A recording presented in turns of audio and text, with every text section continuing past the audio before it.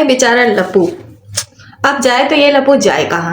हम लोग इतना ट्रोल करते हैं इस बेचारे काले कौवे को कि इस बेचारे को ओवर एक्टिंग की दुकान बनना पड़ती है, बल्कि गोदाम बन जाना पड़ती है। और ये भगोड़ी ओवर एक्टिंग करते करते ये भूल जाती है कि जॉब जो है जॉब होता है। जॉब में यह अपनी मर्जी नहीं चलती कि अब मैं ना जाने दूंगी तुझे कहीं पे भी। तो मैं क्या कहना चाह रही थी, लप्पू जॉब पे ही गया था ना, या फिर कहीं और गया था जिसके लिए कह रही कि अब ना जाने दूंगी मैं कहीं। अस्सलाम वालेकुम, hello everyone, welcome back to Shabnam talk walk के साथ। उम्मीद करती कि आप सब बिल्कुल खैरियत से होंगे और अल्हम्दुलिल्लाह मैं भी बिल्कुल ठीक ठाक हूँ जी। बात करूंगी आज के व्लॉग पे भगोड़ी के और काले कौवे के। काला कौवा फिर से जॉब पे जाना शुरू कर चुका है। जैसे कि वो बीच में घर पे रहता है, फिर वो जॉब पे जाता है, फिर वो घर पे रहता है, फिर वो जॉब पे जाता है। पता नहीं ये किस तरह की नौकरी इस लप्पू को, काले कौवे को मिली हुई है, जो जब दिल चाहता है ये काम पे चला जाता है लैपटॉप और एक बैग उठाकर, और जब दिल चाहता है वो घर पर रहता है। तो ये कौन सी नौकरी है, कैसी नौकरी है काले कौवे और भगोड़ी? जरा हमें ये बात भी क्लियर करना कि कौन सी नौकरी मिल गई है ऐसे काले कौवे को जो ये जाता है दो दो दिन के लिए और कभी हमने नहीं देखा। हमेशा तो हम देखते हैं वो व्लॉग में तेरे साथ काम ही कर रहा होता है। 2 दिन तूने आई थिंक कहा कि हाँ मेरे मीना जी गए हुए हैं किसी काम से तो मुझे अकेले काम करना पड़ रहा है, लेकिन उस व्लॉग में भी ऐसा नहीं लगा कि कहीं काम से गया हुआ है, यानी कि जॉब पर गया हुआ है। किसी काम से तूने कहा था किसी काम से गए हुए हैं तो मैं अकेले काम कर रही हूँ। तो आज तूने बताया कि मीना जी जॉब पे गए हुए हैं और ये काला कौवा ये एक्टिंग करते हुए चला रहा है बैग उठाकर और 2-3 शॉपर लेके कि ये जॉब से आ रहा है। पता नहीं ऐसी कौन सी नौकरी इस काले कौवे को मिल गई है, किसने दी है ये नौकरी, कहाँ से मिली ये नौकरी। चले भाई, लप्पू जी आ गए जॉब से, 2-3 बैग हाथ में थामे और मुन्नी ने फरमाइश की थी मिठाई की, आई थिंक कुछ स्वीट लेकर आया था। बट क्या है कि हमेशा की तरह ये भगोड़ी सबसे पहले अपने मुंह में डालती है। भाई तू हो गई है सनातनी, बकौल सनातन और इंडियन धर्म के रहने वाले लोग जो पूजा पाठ करते हैं वो लोग कहते हैं कि हम सबसे पहले अपने भगवान को भोग लगाते हैं, भोगी कहते हैं ना आप लोग। तो ये जो इतनी सनातनी बनती है, इतना पूजा पाठ वाली बनती है, तो ये कोई चीज सबसे पहले बनाती है, कुछ भी करती है सबसे पहले अपने मुंह में डालती है, फिर ये लप्पू काले कौवे के मुंह में डाल देती है। तो तुम्हारा भगवान सीमा भगोड़ी इस वक्त कहाँ चला जाता है? तो अपने भगवान को भोग क्यों नहीं लगाती? फिर सबसे पहले मुंह में डालकर झूठा कर देती है और ये भी नहीं सोचती है कि पहले अपने बच्चों को दे दे, क्योंकि बच्चे भी तो भगवान का ही रूप होते हैं ना, एक तरह से मासूम होते हैं। बच्चों को खिलाने की बजाय सबसे पहले ये अपने मुंह में डालती है और चीजों को झूठा कर देती है। ये है इसका सनातनी होने का सबूत। ये बहुत बनती है पतिव्रता और बहुत सनातनी है, बहुत पूजा पाठ वाली अपने आप को बनाने की और दिखाने की कोशिश करती है, लेकिन जब ये एक्टिंग की दुकान बनती है बल्कि गोदाम बनती है तो वहां पे ये सारी चीजें ये भूल जाती है। गलती इससे हो जाती है बाद में। फिर ये दूसरे दिन जब लोग आते हैं इसके तो उसमें ये सर्दी करते हुए नजर आती है, जो इसका मंदिर बना हुआ है छोटा सा, वहां पे ये सर टेकते हुए नजर आती है। ब्लॉग में शेयर करती है कि भाई ये पूजा पाठ करती है और भगवान के आगे बहुत ज्यादा ये सजदे लगाती है। मतलब हमें फिर झूठा साबित करने के लिए फिर ये भगवान अपने मंदिर दिखाती है और वहां पे दिखाती है कि पहले ये पूजा करती है फिर सारे काम करती है, लेकिन ऐसा कुछ भी नहीं है। सिर्फ ये सब कैमरे के आगे होता है, कैमरा ऑफ कैमरा कुछ नहीं ऐसा करती फॉलो। और ये भगोड़ी जब से ब्लॉग में लप्पू काले काले कौवे को ब्लॉग में ये कह रही थी कि तुमने फोन क्यों नहीं उठाया, मैंने इतना फोन किया, अभी मेरे पति जी आए नहीं है, मेरे पति देव आए नहीं है, मेरा दिल नहीं लग रहा है, तुमने फोन क्यों नहीं उठाया, तुमने मुझसे बात क्यों नहीं की, मैंने तुम्हें 100 बार कॉलें की हैं। तो वो कहता है दूसरी तरफ से कि मैं काम करने गया था, मैंने फोन तो उठाया था, मैं फोन साइलेंट पे रख दिया था, तो ये था तो वो था तो फलाना तो ढमकाना, पता नहीं क्या बताने और समझाने की कोशिश कर रहा था। ये दोनों भगोड़ी ये समझाने की कोशिश कर रही थी कि इस काले कौवे लप्पू से इसको बहुत प्यार है, इसको बहुत मिस कर रही थी, परेशान हो रही थी, और ये जिम्मेदारी का मुजाहरा करते हुए ये बताने की कोशिश कर रहा था ये काम कर रहा है, बात तो किया है, बीवी की भी फिक्र करता है और जॉब पे भी गया था। कौन सी नौकरी है, क्लियर करो, कौन ऐसा पागल है जो तुमको नौकरी दे चुका है काले कौवे? और ये भगोड़ी इतनी ओवर एक्टिंग की दुकान बनी हुई है, हर वक्त तो तू भगोड़ी के आगे पीछे ही घूम रहा होता है, झाड़ू पोछा बर्तन कपड़े में लगा रहता है। तो ये कैसी नौकरी तुझे मिली है जो तुझे 2 दिन गायब होना पड़ा? कोई और बात है, किसी और काम से गया था क्या? वो जो एक और गर्लफ्रेंड है उसके साथ गया था? इस भगोड़ी को तो हर चीज पता है, बट कैमरे के आगे ये नहीं बताती ना।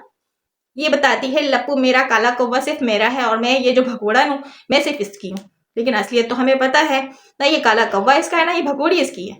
सबके अपने अपने नए नए यार है, या फिर जो नया काम स्टार्ट हुआ है। जैसे कि बाज लोगों को बहुत बुरा लगा, मुझे कमेंट कर रहे हैं कि मतलब बहुत गलत बात है शबनम जी, मैं आपके लिए ऐसा नहीं सोच सकता था, शर्म करनी चाहिए। अच्छा मुझे शर्म करनी चाहिए? मुझे कमेंट करने से पहले सोचना चाहिए कि तुम्हें शर्म आनी चाहिए कि तुम किसको सपोर्ट कर रहे हो। कि इस जैसी लेडी को सपोर्ट कर रहे हो, मुझे शर्म दिला रहे हो। क्या किया भाई मैंने? दायरे में रहकर, अपने हुदूद में रहकर, पर्दे में रहते हुए मैं यहाँ पे अपनी बात रखती हूँ, रिएक्शन देती हूँ। और वो भी किसको देती हूँ? जो पाकिस्तान के लिए गलाजत बकती है, जो मुसलमानों के लिए गलाजत बकती है, जो हमारे मक्का के लिए फजूल बोल चुकी है, और जो भाग कर 4 बच्चों को अगवा करके लेके जाके तुम्हारी कंट्री में बैठी हुई है और एक मजलूम बाप पे जुल्म कर चुकी है। उसके घर में झाड़ू पोछा लगाकर सारी चीजों को समेट समाट कर इस काले कबे के हवाले और मीना फैमिली के हवाले कर दिया। उसके लिए तुम मुझे कह रहे हो कि शर्म करनी चाहिए। शर्म तो तुम्हें करनी चाहिए ये कमेंट मुझे करने से पहले। लिहाजा आइंदा ये बात मुझे नहीं कहना। मुझे शर्म दिलाने से पहले ना तुम खुद शर्म ले लो पहले कि सपोर्ट कर रहे हो तो किसकी कर रहे हो, किसके लिए बोल रहे हो। आइंदा मत कमेंट करना इस तरह मुझे। रही बात रिएक्शन की, मैं देती रहूंगी।